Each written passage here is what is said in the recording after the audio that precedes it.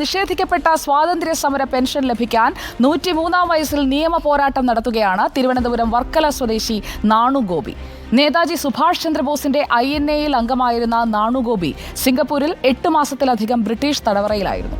രേഖകളെല്ലാം ഉണ്ടായിരുന്നിട്ടും സർക്കാർ പെൻഷൻ നിഷേധിക്കുന്നുവെന്ന ആക്ഷേപവുമായി നാണുഗോപി ഹൈക്കോടതി ഡിവിഷൻ ബെഞ്ചിനെ സമീപിച്ചു. 1942-ലാണ് തിരുവനന്തപുരം വർക്കല സ്വദേശി നാണുഗോപി ഇന്ത്യൻ നാഷണൽ ആർമിയിൽ ചേരുന്നത്.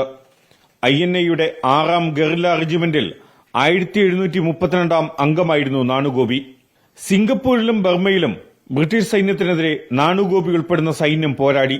1945-ൽ സിംഗപ്പൂരിൽ വെച്ച് റെജിമെന്റ് ബ്രിട്ടീഷ് സൈന്യത്തിന് കീഴടങ്ങി. ഇതോടെ 8 മാസവും 6 ദിവസവും നീണ്ട ജയിൽവാസം.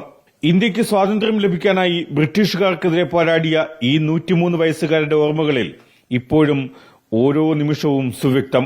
ബ്രിട്ടീഷുകാരോട് പോരാടിയ പോരാട്ടവീര്യം ഉള്ളിൽ സൂക്ഷിച്ച് സ്വാതന്ത്ര്യ സമര പെൻഷന് വേണ്ടി നിയമ പോരാട്ടം നടത്തുകയാണ് നാണുഗോപി. അപ്പം മനഃപൂർവ്വം എനിക്ക് ഇത് തരാതിരിക്കുക, നീതി ലഭിക്കണം. പ്രധാനമന്ത്രി his excellency prime minister of India ഈ റെക്കോർഡ് വെച്ച് ഞാൻ റിക്വസ്റ്റ് ചെയ്യുകയും അദ്ദേഹമായി സമീപിച്ചു. Most urgently must take action എന്ന് പറഞ്ഞിട്ട് അവർ ഒരു നിസ്സാര കാര്യത്തിന് അതെടുക്കാതിരുന്നു. കേന്ദ്ര സർക്കാരിന്റെ സ്വാതന്ത്ര്യ സമര പെൻഷനായ സ്വതന്ത്രതാ സൈനിക് സമ്മാൻ പെൻഷന് നാണുഗോപി അപേക്ഷിച്ചു. INA നേതൃത്വത്തിലുണ്ടായിരുന്ന ക്യാപ്റ്റൻ ലക്ഷ്മി നൽകിയ സാക്ഷ്യപത്രം ഉൾപ്പെടെ ഇതിനായി ഹാജരാക്കി.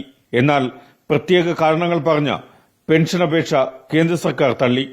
തുടർന്ന് നാണുഗോപി ഹൈക്കോടതി സിംഗിൾ ബെഞ്ചിനെ സമീപിച്ചുവെങ്കിലും സർക്കാർ തീരുമാനം ശരിവച്ചു. രേഖകളുടെ അപര്യാപ്തതയുള്ളതിനാൽ പെൻഷൻ ലഭിക്കില്ലെന്നായിരുന്നു സിംഗിൾ ബെഞ്ചിന്റെ വിധി. എന്നാൽ രേഖകൾ കോടതി പരിഗണിച്ചില്ലെന്നാണ് ഹൈക്കോടതി ഡിവിഷൻ ബെഞ്ചിൽ നൽകിയ അപ്പീലിലെ ആക്ഷേപം. സ്വാതന്ത്ര്യ സമര പെൻഷൻ ലഭിക്കണമെന്നാവശ്യപ്പെട്ട് നാണുഗോപി നൽകിയ ഹർജി ഫയലിൽ സ്വീകരിച്ച ഹൈക്കോടതി കേന്ദ്ര സർക്കാരിനോട് വിശദീകരണം തേടിയിട്ടുണ്ട്. സംസ്ഥാന ചീഫ് സെക്രട്ടറിയും അപ്പീലിൽ വിശദീകരണം നൽകണം. റിപ്പോർട്ടർ, കൊച്ചി.